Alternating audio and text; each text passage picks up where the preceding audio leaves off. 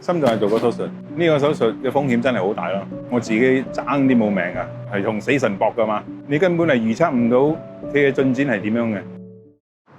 我叫阿 Ben， 今年47歲，我而家係做緊呢個建築嘅。10年前我有過呢個小中風，亦都做過呢個心臟嘅手術。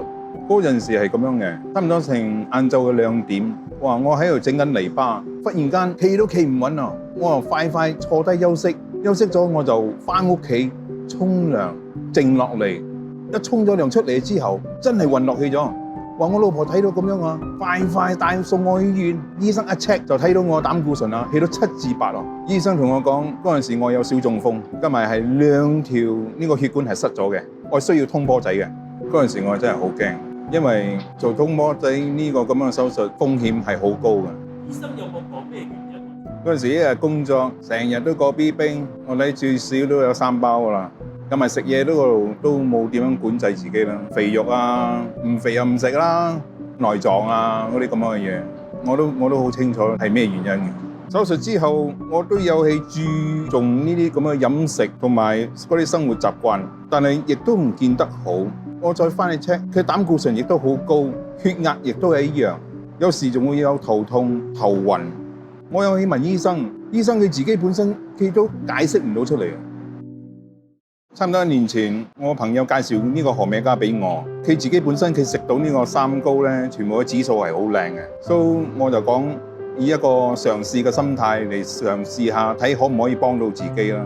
我食咗差唔多成幾個月啦，因為呢個身體係我自己真係好清楚，所以我感覺到我冇咗頭痛咗，頭暈亦都唔會再出現咗。我就翻嚟揾醫生去 check，佢真係嚇到下，哇！點解你嘅膽固醇可以去到5咧？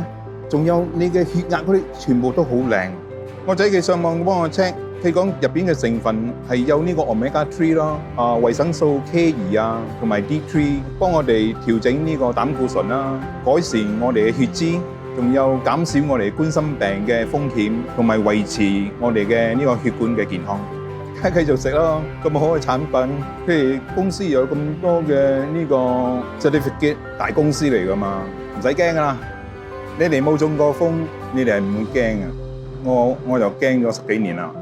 我自己本身我亦都對呢個產品亦都好有信心啦。食咗之後好安心，我 body check up 全部都好靚。如果你自己本身係有呢個心血管嘅問題，不妨 try 下呢個何美加嘅產品。呢個產品真係唔錯。